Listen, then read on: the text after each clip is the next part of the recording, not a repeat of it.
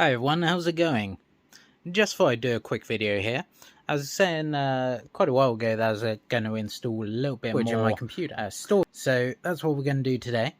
So I'll only be a short video. What I've got is I bought two of these Western Digital 1.5 terabyte hard drives, green, and we're going to be adding them into the computer. They got the SATA or SATA power and SATA connectors. And what we're going to be doing, I've opened up the computer here. You got the power supply there, and we're going to be plugging into the modular power supply there, and the hard drives will sit over here in the bays. Sorry for all the dust. And we're going to be, oh dear, what am I knocking off? I'm knocking stuff off now. That ain't good. So we've got SATA cables. They look like this.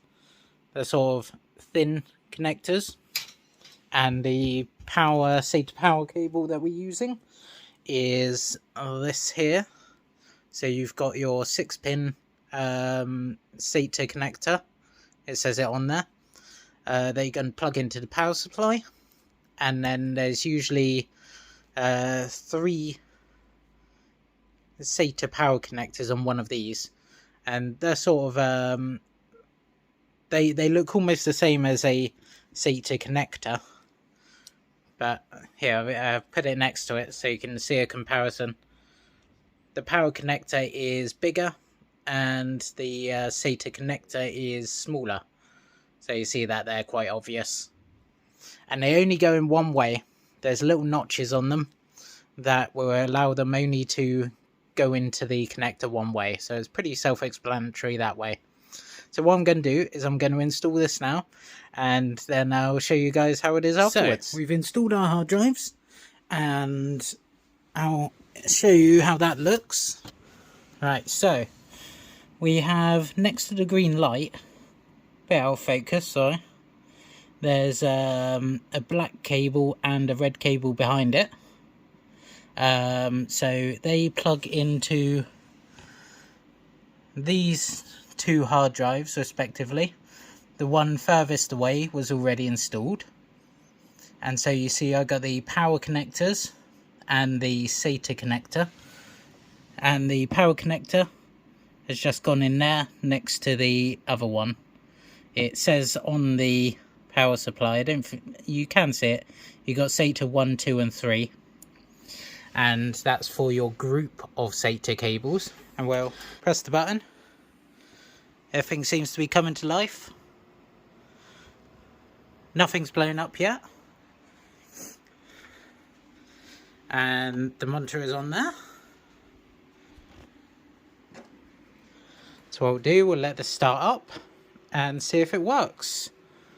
Right, so what you got here, it is going to disk check, and what it's going to do is going to check C drive and D drive, which were already in the computer because I have an SSD in there as well. And then it will also check and see if there's any other hard drives and whatnot, and it should fix it pretty quick. I don't think there's anything actually to fix, but you see it goes through all the chunks on the data. It's a 1 terabyte hard drive, and that's that number there, that's the 1 terabyte. Okay, so after it scanned and repaired that, it only took about 1-2 more minutes. We're here in our desktop, so we're going to go to the file system down here, and we'll just pop on here, and you see here I've now got 2 empty drives, 1.5 terabytes. Now part of that is reserved for system filing and just basic configuration. So after all of that, we got 2 new hard drives with 1.36 terabytes of space left. We can click in there, we can see it's empty.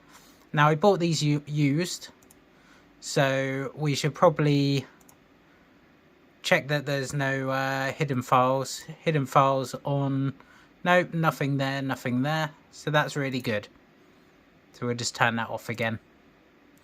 Right, so I can now start using these as storage for whatever I want.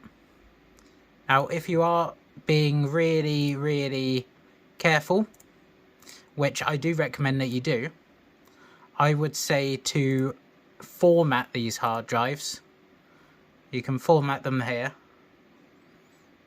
So we could do that. You see here you've got the capacity, file system, and allocation unit size. You shouldn't have to change any of that. You can just do a quick format and start. Warning, it will erase all data. So you click OK and it will work through that. Depending on the size of drive, it takes longer, but that didn't take very long. So that's all formatted. Let's close that and we'll go back up to here. Let's go here, not C. There we go. And they're just as they should be. So yeah, any questions, leave a comment down below. Any tips or anything more that I should do, feel free to leave them. And we'll see you next stream.